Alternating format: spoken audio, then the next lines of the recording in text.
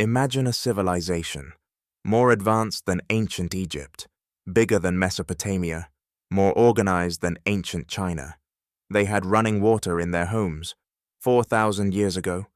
They had sewage systems so advanced that ancient Rome, built 2,000 years later, was still copying their design. Their cities were planned on a perfect grid, with wide roads, public baths, and grain storage facilities that could feed hundreds of thousands. They traded with civilizations thousands of miles away, from Mesopotamia to Central Asia. And here is the part that no historian can explain. They had no kings, no palaces, no weapons of war, no evidence of an army. This was the largest civilization on Earth, and somehow they ruled in peace for over 2,000 years. Then, around 1900 BC, they were just gone. No invasion destroyed them. No great plague wiped them out. No volcano, no earthquake, no fire. They simply disappeared. And 4,000 years later, we still cannot agree on why. Their writing has never been decoded. Their religion is a mystery. Their government is unknown. This is the story of the Indus Valley Civilization, the most powerful empire history forgot. The year is 2600 BC. While the Egyptians are building the pyramids, and while Mesopotamia is writing the first laws of civilization, something extraordinary is happening in the Indus River Valley, in what is today Pakistan and northwestern India. A city is rising, and this city is unlike anything the ancient world has ever seen. Its name, thousands of years later, would be Mohenjo-Daro, meaning Mound of the Dead. At its peak, over 40,000 people lived here, maybe more. But the size of the city is not what makes archaeologists lose sleep at night. It's what was inside. Every house in Mohenjo-Daro had its own bathroom. Every bathroom had running water connected to a city-wide drainage system. The drains were built underground, covered with bricks, inspectable through access points. They had manholes, 4,000 years before the word manhole existed. The roads were perfectly straight, built on a grid, wide enough for carts to pass each other. At intersections, curved corners, to help carts turn without tipping. This was not primitive. This was engineering. There was a great bath at the center of the city, a massive public pool, sealed with tar to prevent leaking. Historians believe it was used for ritual purification. It predates every other public bath in history by over 1,000 years. And there were granaries, massive structures that stored food for the entire city. Wind channels built into the architecture to keep grain dry and ventilated. These people understood architecture. They understood city planning. They understood public health at a time when most of the world was still figuring out basic farming. But here is where the story gets truly strange. In Egypt, we found pyramids, massive monuments built for kings. In Mesopotamia, we found ziggurats, towering temples built for gods and priests. In ancient China, we found palaces, enormous complexes built for emperors. In Mohenjo-Daro, we found none of that. No pyramid, no palace, no throne room, no royal burial, no monument dedicated to a single ruler, no sculpture of a conquering king. The houses in Mohenjo-Daro were, remarkably, almost all the same size. The wealthiest areas of the city look barely different from the poorest. So who was in charge? Who built this? Who organized it? Who made the decisions? To this day, we do not know. In the ruins of Mohenjo-Daro and Harappa, the other great Indus city, archaeologists have found thousands of small stone seals. They are beautifully carved, animals, geometric patterns, and symbols, short lines of text written in a script that has never, in over 100 years of trying, been decoded. We call it the Indus script. Over 400 distinct symbols have been identified. Scholars from dozens of countries have spent their entire careers trying to crack it. None have succeeded. Think about what that means. We can read ancient Egyptian hieroglyphics, cracked in 1822. We can read Sumerian cuneiform, deciphered in the 1800s. We can read ancient Chinese oracle bones, understood for over a century. But the Indus script, the writing of one of the world's greatest civilizations, remains completely silent. We have no idea what they called themselves.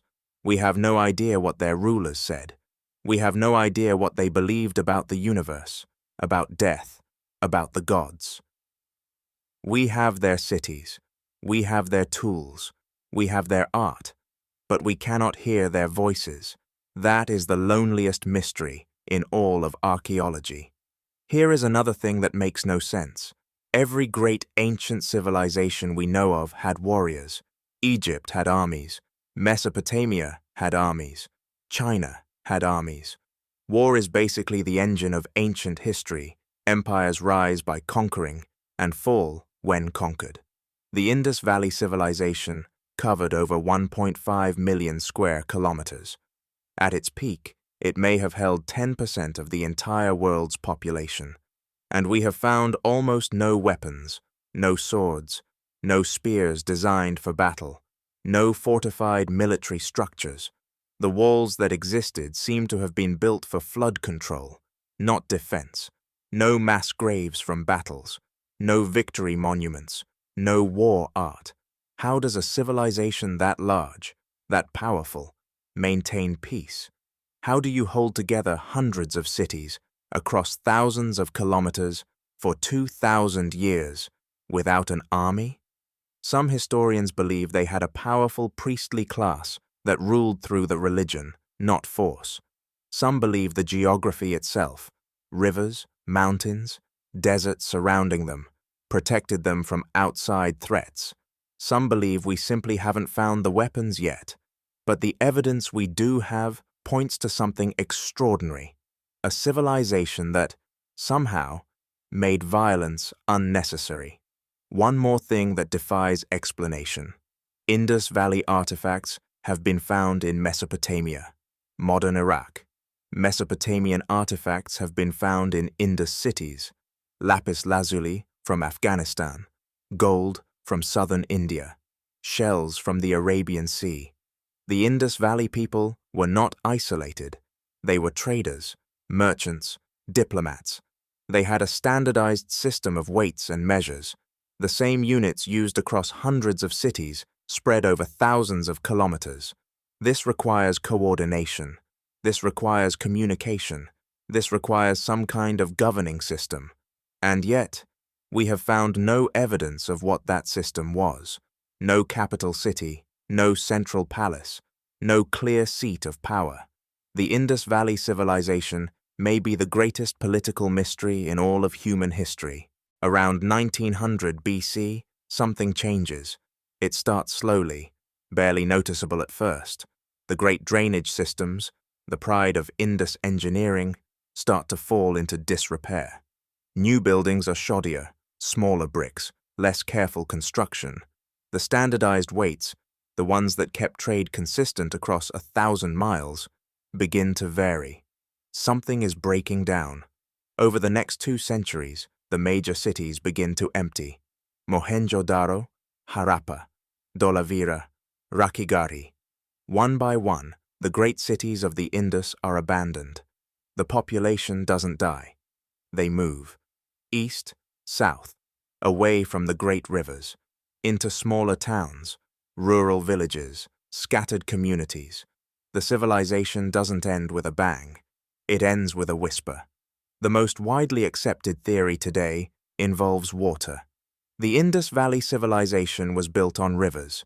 The Indus, the Ghaggar Hakra, a mighty river that many scholars believe was the legendary Saraswati River of ancient Hindu texts. Around 2000 BC, the climate of South Asia began to shift. The monsoon patterns changed, rainfall decreased. The Ghaggar Hakra River, which had fed thousands of Indus cities for centuries, began to dry up. slowly, over generations, but inexorably. The floods that had once deposited rich silt on farmland, the floods that fed millions, stopped coming. Without water, farming fails. Without farming, cities cannot survive. Without cities, civilization ends. The people followed the water east, toward the Ganges plain, and the great cities of the Indus were left behind. For decades in the early 20th century, historians believed something different. They believed the Indus Valley Civilization was destroyed by invaders. The Aryans, nomadic warriors from the Central Asian steppes, who swept south and destroyed everything in their path. This theory was popular. It was taught in textbooks. It explained the collapse neatly. There was just one problem. The evidence doesn't support it. When archaeologists dug carefully through the layers of Mohenjo Daro, they found skeletons in the upper levels, bodies that seemed to have died suddenly in the streets. For a long time, this was called massacre evidence. But when the bones were properly analyzed, they told a different story. The skeletons came from different time periods, not a single massacre event. Some showed signs of disease, not violence, and the numbers were far too small for a city-wide slaughter. Modern genetic and archaeological research has largely disproved the Aryan invasion theory. The Aryans did migrate into South Asia, but not as destroyers, as settlers who arrived after the cities were already abandoned.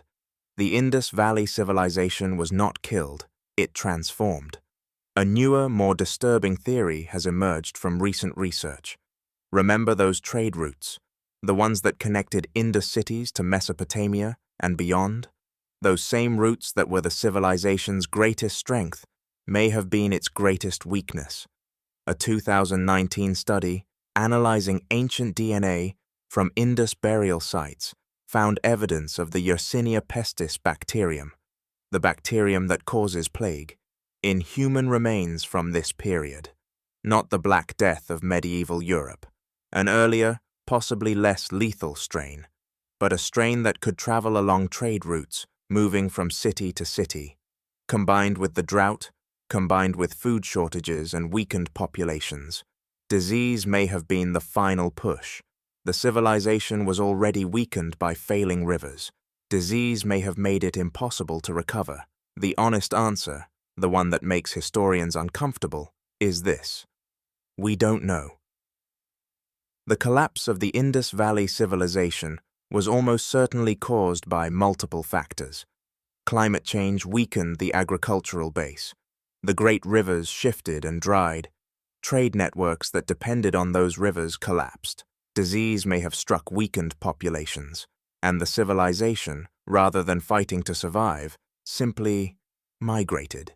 They didn't die. They dispersed. They didn't lose a war. They lost a river. Here is the part of this story that should shake you. The Indus Valley people didn't disappear. They became us. Recent genetic studies, using ancient DNA extracted from Indus burial sites, have traced the descendants of these people. They are the ancestors of over 1 billion people alive today. South Asians, from Pakistan to Bangladesh, from Nepal to Sri Lanka, carry significant Indus Valley ancestry in their DNA.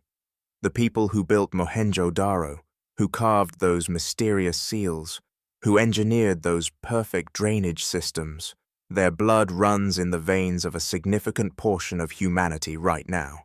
The civilization vanished. The people never did. Look at some of the artifacts from Indus cities.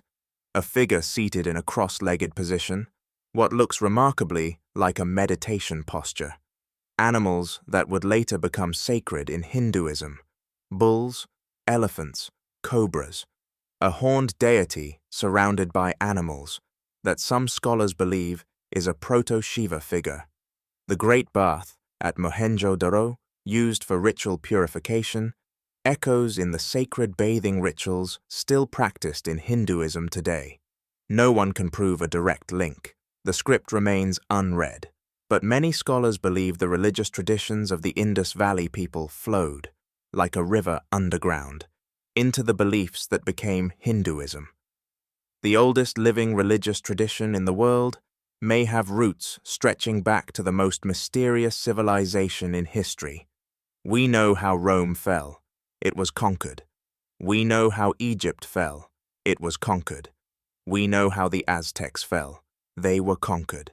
But the Indus Valley Civilization, the largest civilization of the ancient world, the most advanced city builders of their age, a society that somehow made war unnecessary for 2,000 years, fell to nothing but rain, or rather, the lack of it.